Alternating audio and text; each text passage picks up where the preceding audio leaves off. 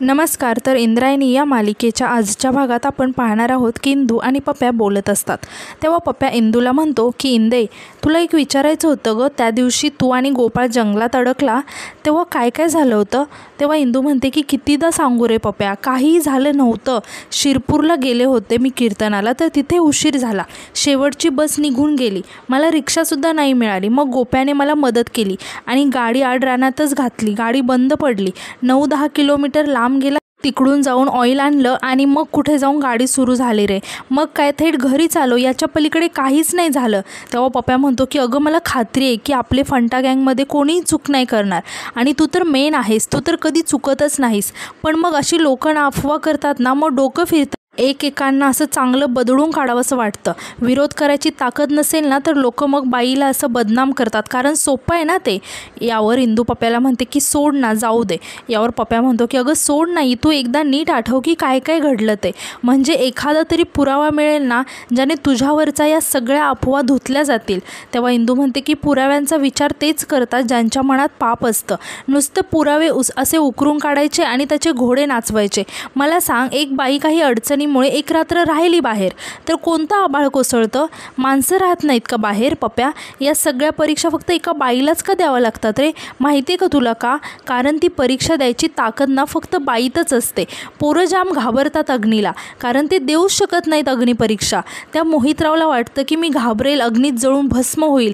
पण नाही, माझ्या विठुरायावरती पूर्ण विश्वास आहे आणि तो माझ्या पाठीशी आहे. मी इंद्रायणी अग्निपरीक्षा तर पार करणारच. तेव्हा पप्या म्हणतो की मला खात्री आहे ग इंदू या सगळ्याची, पण त्या मोहितरावाची ना लायकीच नाही आहे ग. तू एकदा विचार कर ना, इमोशनली नाही तर प्रॅक्टिकली विचार करावा लागेल आपल्याला. कारण एखादा जरी पुरावा हाती लागला ना तरी हा सगळा मॅटरच संपून जाईल ग.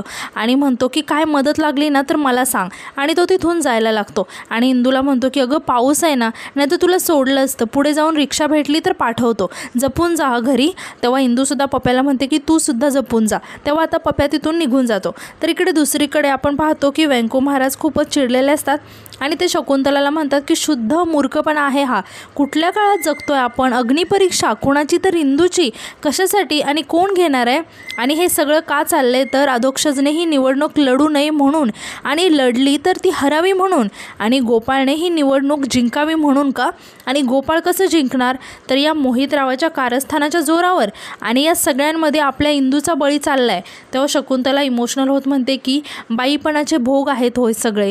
शेवटी बाईलाच आपला निर्दोषपणा सिद्ध करावा लागतो. आणि हा समाज बघा ना कसा आहे. स्त्रीला आधी मायेचं रूप मानेल, तिची पूजा करेल, नवरात्र अगदी उत्सवात साजरं करेल, पण तिलाच आरोपीच्या पिंजऱ्यात उभं करेल. यावर व्यंको महाराज म्हणतात की अगदी बरोबर बोलतेस तू. काय बोलतात ग ही सगळी लोकं? अगं, विरजनापुरती सुद्धा लाज शिल्लक नाही आहे लोकांच्या मनात. शकू, या निवडणुकीमुळे आपल्या घरामध्ये जो कलह निर्माण झाला आहे ना तो सहन होत नाही आहे मला आता. तेव्हाच आता तिथे इंदू येते आणि म्हणते की काकी काढा.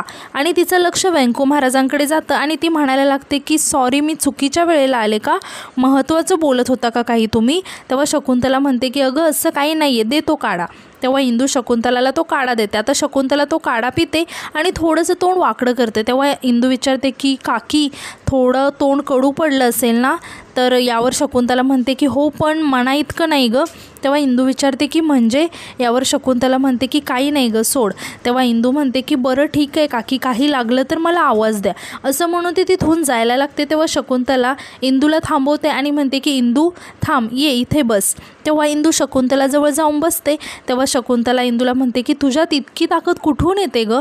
तेव्हा इंदू म्हणते की तुम्हा दोघांकडून. तेव्हा आता व्यंको महाराज म्हणतात की तुला कसलीही अग्निपरीक्षा द्यायची गरज नाही आहे इंदू. यावर इंदू म्हणते की महाराज, हे तुम्ही म्हणताय का? तेव्हा व्यंको महाराज म्हणतात की हो, मीच म्हणतोय. तुझ्यासारख्या मुलीला कोणासमोर काहीसुद्धा सिद्ध करायची कसलीही गरज नाही आहे. यावर इंदू थोडीशी इमोशनल होते आणि म्हणते की साक्षात सीतामाईला जे चुकलं नाही ते मला कसं चुकणार आहे महाराज? हे आव्हान मी स्वीकारले, आता मागे हटणार नाही मी महाराज. यावर शकुंतला म्हणते की इंदू खरी आहे ना, म्हणूनच तिने हे आव्हान स्वीकारले. यावर आता व्यंको महाराज म्हणतात की तिला आव्हान स्वीकारायचं असेल तर तिला स्वीकारू द्या, पण यावर आता मी माझ्या पद्धतीने तोडगा काढणार आहे. तर दुसरीकडे अधोक्षज गोपाळच्या हॉस्पिटलमध्ये आलेला असतो आणि तो डायरेक्ट त्याच्या केबिनमध्ये जातो आणि त्याला म्हणतो की डॉक्टर, तेव्हा गोपाळ आदूकडे न बघता म्हणतो की का दिसत नाही आहे का तुम्हाला, मी पेशंट तपासतोय ते, तुमची वेळ येईल तेव्हा या, जा बाहेर. यावर अदू काहीच न बोलता खाली मान घालून तिथेच उभं राहतो. तेव्हा गोपाळ आता पाठी वळून बघतो तर अदूला बघून थोडा शॉक होतो आणि विचारतो की अधोक्षज काय रे, काय झालं, मावशी बरी आहे ना? तेव्हा अदू सांगतो की हो ती बरी आहे आणि म्हणतो की काही नाही, तुझ्याशी थोडंसं बोलायचं होतं गोपाळ दादा. यावर गोपाळ म्हणतो की तुझ्यासारखा रिकामा नाही आहे रे मी, मला कामं आहेत, बाहेर थांब, मी आलोच. तेव्हा अदू आता बाहेर जायला लागतो. तेव्हा गोपाळ अदूला थांबवतो आणि म्हणतो की थांब इथेच. आणि अदूला म्हणतो की बोला अधोक्षज अंताजी दिग्रजकर, काय काम होतं? सरपंच पदाच्या निवडणुकीसाठी उभे राहिलेले उमेदवार, तेही त्यांच्या मोठ्या भावाविरुद्ध. यावर अदू म्हणतो की बोलू का? तेव्हा गोपाळ म्हणतो की हो त्यासाठीच तर आलायस ना तू. तेव्हा अदू म्हणतो की गोपाळ दादा, तू आणि इंदू शिरपूरवरून येताना पावसात अडकलात तर. यावर गोपाळ म्हणतो की गाडीतलं ऑइल संपलं होतं, त्याचं काय झालं? तेव्हा अदू म्हणतो की तर त्याच्याबद्दल गावात खूप चर्चा होते रे. आता गोपाळ नाटक करत म्हणतो की मग आता तुला काय माझ्यावर संशय वगैरे येतोय काय रे? तेव्हा अदू म्हणतो की नाही अजिबात नाही रे, पण इंदूवर माझा पूर्ण विश्वास आहे.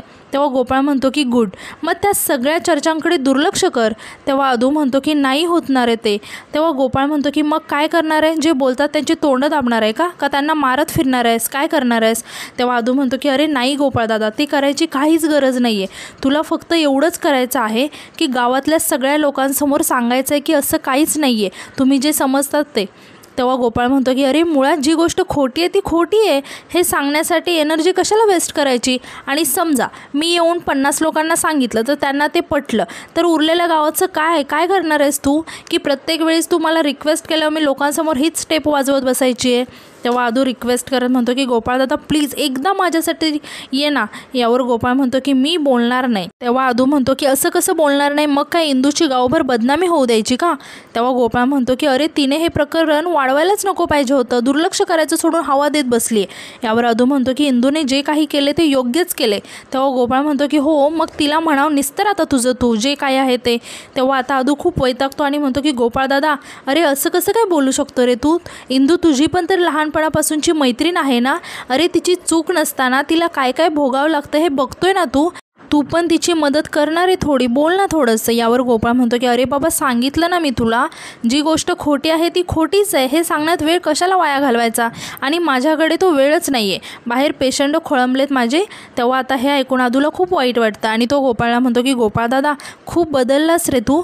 यावर गोपाळ म्हणतो की काय करणार बाबा, सृष्टीचा नियमच आहे तो, परिस्थिती भाग पाडते माणसाला बदलायला, आणि यामध्ये तुझ्यासारखे लोकसुद्धा आले बरं का, त्यामुळे मी लोकांना सांगायला येणार नाही. तेव्हा गोपाळ अदू रागातच म्हणतो की नको येऊस, माझी बायको सक्षम आहे तिचा आत्मसन्मान सांभाळायला आणि मी तर आहेच तिच्यासोबत. हे ऐकून गोपाळ खूपच रागाने अदूकडे बघायला लागतो. तर यानंतर इकडे नारायणी आणि शकुंतला देवीच्या पूजेसाठी निघालेले असतात. तेव्हा शकुंतला विचारते की अगं इंदू कुठे आहे गं? यावर नारायणी इंदूला आवाज द्यायला लागते. तेव्हा इंदू येऊन विचारते की काय गं नारायणी ताई? तेव्हा शकुंतला म्हणते की अगं इंदू येतेस ना तू आमच्याबरोबर, आवरलं का तुझं? तेव्हा इंदू म्हणते की मला अजून थोडासा टाईम आहे गं, तुम्ही व्हा पुढे, मी लगेच येते पाठीमागून आणि येताना रायालासुद्धा घेऊन येते. तेव्हा शकुंतला आणि नारायणी तिथून निघून जातात. तर यानंतर रायासुद्धा इंदूला आवाज देत येतो आणि म्हणतो की अगं इंदू मामी चल पटकन. तेव्हा इंदू आतूनच सांगते की हो आलेच. तर राया इकडे आता तिथेच मोबाईलवरती गेम खेळत बसलेला असतो. तेव्हाच तिथे मोठ्या बाई येतात आणि रायाला बघून म्हणतात की त्या मोबाईलमध्ये बघून डोळे जातील तुझे. तेव्हा राया म्हणतो की माहिती आहे मला, थोडा वेळच बघतोय, काय नाही होत आहे. यावर मोठ्या बाई वैतागत म्हणतात की अरे जरा मैदानी खेळ खेळायचे, त्याने शरीर सुदृढ होतं. यावर राया म्हणतो की माहिती आहे, डोकं हुशार होतं, माहिती आहे मला सगळं, तसं पण मी आता वाटच बघतोय तिची. यावर मोठ्या बाई विचारतात की कुणाची? तेव्हा राया सांगतो की इंदू मामीची. तेव्हा मोठ्या बाई रायाला विचारतात की का रे, कशाला? यावर राया सांगतो की कशाला हे विचारू नकोस, आम्ही देवीच्या पूजेला चाललो आहे. तेव्हा मोठ्या बाई थोड्याशा विचारात पडतात आणि म्हणतात की अरे राया तिथं स्पर्धा होत्या, बक्षीस मिळणार आहेत आणि इथे काय करतोयस तू? तेव्हा राया म्हणतो की अरे बापरे, ज्युनियर विंजे सरकार तर हे विसरलेच होते. असं म्हणतच राया धावतच इथून निघून जातो. आता मोठ्या बाई तिथेच बसून राया नक्की कोणता गेम खेळतोय असं म्हणून त्यासुद्धा तिथेच गेम खेळत बसतात. तेव्हाच आता इंदू तिथून बाहेर रायाला आवाज देते ते, आणि राया तिथे नाही आहे बघून म्हणते की गेला वाटतं वाट बघून, हा मी पण जाते असं म्हणून इंदू तिथून जायला लागते. तेव्हा मोठ्या बाई रागाने इंदूला म्हणतात की सांगून जायची पद्धत नाही आहे का घरात? तेव्हा मोठ्या बाईंचा आवाज ऐकून इंदू तिथेच थांबते आणि मोठ्या बाईंकडे बघायला लागते आणि म्हणते की मोठ्या बाई सांगणारच होते, देवीच्या पूजेसाठी जाते. यावर मोठ्या बाई म्हणतात की एकीकडे देवीचं दर्शन घ्यायचं आणि दुसरीकडे पाप करायचं, हे ऐकून इंदू खूप शॉक होऊन मोठ्या बाईंकडे बघायला लागते आणि म्हणते की काय. तेव्हा मोठ्या बाई इंदूला म्हणतात की पाप, कळलं नाही का तुझ्याविषयी आणि त्या गोपाळविषयी लोक काय काय बोलत आहेत हे तुझ्या कानावर आलंच असेल. तेव्हा इंदू म्हणते की मोठ्या बाई, बोललेली प्रत्येक गोष्ट खरीच असते का हो. यावर मोठ्या बाई म्हणतात की खरं आणि खोटं, पण त्यात बदनामी तर सगळ्यांचीच होते ना, आणि या सगळ्यात दिग्रजकरांची बदनामी झाली आहे. आता तू त्याला हवा द्यायला बाहेर नको जाऊस. तेव्हा इंदू विचारते की म्हणजे. यावर मोठ्या बाई इंदूला म्हणतात की म्हणजे यापुढे तू सार्वजनिक ठिकाणी जायचं नाहीस, म्हणजे तू जर बाहेर गेलीस तर उगाच चर्चा होईल. यावर इंदू म्हणते की मोठ्या बाई म्हणून मग आपण असं. तेव्हा मोठ्या बाई इंदूला थांबवतात आणि म्हणतात की आपण, अगं आपण बिपण म्हणू नकोस बाई, आणि त्या सगळ्यात आम्हाला घेऊ नकोस, आणि मला तर नकोच नको. दिग्रजकर लोक आबरूला जपणारे आहेत. तेव्हा हे ऐकून इंदूला खूपच वाईट वाटतं आणि ती इमोशनल होत मोठ्या बाईंना म्हणते की मोठ्या बाई मी काहीही केलेलं नाही आहे हो. तेव्हा मोठ्या बाई म्हणतात की नाही, मग सिद्ध करून दाखव ना, की जोपर्यंत तू निर्दोष सिद्ध नाही होत तोपर्यंत बाहेर जायचं नाही. तेव्हा इंदू केविलवाणी होऊन मोठ्या बाईंना म्हणायला लागते की अहो पण मोठ्या बाई. यावर मोठ्या बाई इंदूला थांबवतात आणि म्हणतात की आधी अग्निपरीक्षा मग देवाची पूजा, असं म्हणून ते तिथून निघून जातात. इंदू मात्र मोठ्या बाईंकडे बघतच असते आणि तिला खूप वाईट वाटलेलं असतं. तर यानंतर मध्यरात्री आपण पाहतो की सगळेजण शांत झोपलेले असतात. तेव्हाच इंदूला आता झोपेतच अस्वस्थ व्हायला लागतं आणि तिला एक स्वप्न पडतं आणि त्या स्वप्नात तिला असं दिसतं की ती देवीची पूजा करत असते. तेव्हाच इंदूला आवाज यायला लागतो आणि तो आवाज देवी आईचा असतो. आता देवी आई इंदूला म्हणायला लागते की इंद्रायणी 9 दिवसात वेगवेगळ्या दैत्यांशी युद्ध करते. प्रत्येक युद्ध म्हणजे सत्याचा असत्यावर झालेला विजय असतो. चांगल्याचं रक्षण आणि वाईटाचं निर्धालन हाच माझा निर्धार असतो. मी लढते तसंच प्रत्येक स्त्रीला लढावं लागेल. तुलासुद्धा या 9 दिवसात तुझ्या भोवताली असणाऱ्या दृष्ट शक्तींशी, प्रवृत्तींशी लढावंच लागेल. आणि आत्ता इंदू अचानक झोपेतून दचकून जागी होते आणि इकडे तिकडे बघायला लागते आणि तिच्या लक्षात येतं की तिचं हे एक स्वप्न होतं आणि ती मनातच म्हणते की याचा अर्थ देवी आई माझी परीक्षा घेते, पण माझा विश्वास आहे या परीक्षेत तूच माझी पूर्ण तयारी करून घेशील. मी सुद्धा मनोभावे ही परीक्षा देईन देवी आई. कदाचित तुझं दर्शन न मिळणे हीच माझी पहिली परीक्षा असेल. तर आता आपण यानंतर दुसऱ्या दिवशी सकाळी पाहतो की श्रीकला गोपाळच्या हॉस्पिटलमध्ये आलेली असते. तेव्हा गोपाळचं लक्ष श्रीकलाकडे जातं आणि तो तिला म्हणतो की अरे वा, आज दिवस चांगला जाणार आहे वाटतं माझा. यावर श्रीकला म्हणते की मी भेटले म्हणून का. तेव्हा गोपाळ म्हणतो की नाही नाही, कामाचा माणूस दिसला ना म्हणून, आणि विचारतो की बाय द वे कसं चालू आहे तुमचं सोशल मीडिया प्रमोशन. तेव्हा श्रीकला सांगते की खूप छान, आणि म्हणते की व्यंकट महाराजांचा मुलगा म्हणून तुझ्याबद्दल खूप आदर आणि प्रेम आहे हा लोकांमध्ये. तेव्हा गोपाळ विचारतो की का, व्यंकट महाराजांचा मुलगा म्हणूनच का, एक चांगला डॉक्टर म्हणून माझी काहीतरी इमेज असेलच ना. यावर श्रीकला म्हणते की हो आहे ना, पण वडिलांचं नाव शेवटी उपयोगात येतं ना. तेव्हा गोपाळला हे ऐकून खूपच राग येतो. श्रीकला म्हणते की आणि हरकत काय आहे, त्या अधोक्षजला दिग्रजकर कुटुंबाचं जे काही वलय आहे त्याचा फायदा होऊ शकतो ना, तसाच तुला पण फायदा होऊ शकतो. तेव्हा गोपाळ म्हणतो की मी आयुष्यात कधी बाप कमाई वापरली नाही आणि कुटुंबाचं वलय वगैरे वापरण्याचा काही संबंधच येत नाही आहे, आणि मुळातच लोकांना एक साधा मोबाईल विक्या आणि एक प्रसिद्ध डॉक्टर यातला फरक तर कळतच असेल ना. हे ऐकून श्रीकला आता खूपच खुश होते आणि म्हणते की एक्सपेक्टेड तर हेच आहे, आणि म्हणते की गोपाळ माझ्याकडे एक आयडिया आहे रे. हे सगळं समोरासमोर जर झालं तर त्याचा इम्पॅक्ट खूप जास्त होईल ना. म्हणजे अधोक्षज आणि तुझ्यात एक डिबेट ठेवली तर मग लोकांनासुद्धा कळेल ना की कुणाला निवडून द्यायचं आहे ते. तेव्हा श्रीकलाचं म्हणणं गोपाळला खूप पटतं आणि तो म्हणतो की उत्तम आयडिया आहे. तिथल्या तिथे फैसला होईल आणि लोकांना हे कळेलच की मीच योग्य आहे. हे आपण नक्कीच करूया. आणि तो श्रीकलाला म्हणतो की श्रीकला तू फारच मेहनत घेतेस ग माझ्यासाठी, आणि तो काहीतरी काम आहे असं म्हणून तिथून निघून जातो. तेव्हा श्रीकला मनातच म्हणते की तुझ्यासाठी नाही रे डॉक्टर, हे मी माझ्यासाठी करते. अधोक्षजची हार म्हणजे त्या इंद्रायणीची हार, असं म्हणून ती हसायला लागते. तर यानंतर इकडे नारायणी आणि इंदू बोलत असतात. तेव्हा नारायणी इंदूला म्हणते की इंदू आज खूप दिवसानंतर व्यंकू काका कीर्तन करणार आहेत. तेव्हा इंदू खुश होऊन म्हणते की काय, व्यंकू महाराज कीर्तन करणार आहेत. यावर नारायणी म्हणते की तू मंदिराबाहेर लावलेला बोर्ड बघितला नाहीस का, आणि तू त्यांना कीर्तन सेवेत मदत करणार आहेस की नाही. आणि ती इंदूला म्हणते की आणि काय गं, काल मला आणि शकू काकीला देवीच्या दर्शनासाठी पुढे पाठवलं आणि स्वतः गायब झालीस. तेव्हा इंदू काहीतरी सांगणार तेव्हाच तिथे मोठ्या बाई येतात आणि इंदूला खुणावूनच नको सांगू असं म्हणतात। तेव्हा इंदू काहीच न बोलता मोठ्या बाईंकडे बघायला लागते आणि आजचा एपिसोड इथेच संपतो। तर उद्याच्या एपिसोडमध्ये आपण असं पाहणार आहोत की मंदिरात सर्वजण जमलेले असतात। तेव्हाच मोहितराव आदूला म्हणतो की अधोक्षज महाराज, आता यांची स्वतःची बायको रात्रभर कुणा दुसऱ्यांसोबत दिसते, तर या लोकांनी कुणाचा आदर्श ठेवायचा समोर। हे ऐकून वेंकू महाराज, इंदू आणि आदूला खूपच राग येतो आणि ते खूप रागातच मोहितरावकडे बघत असतात।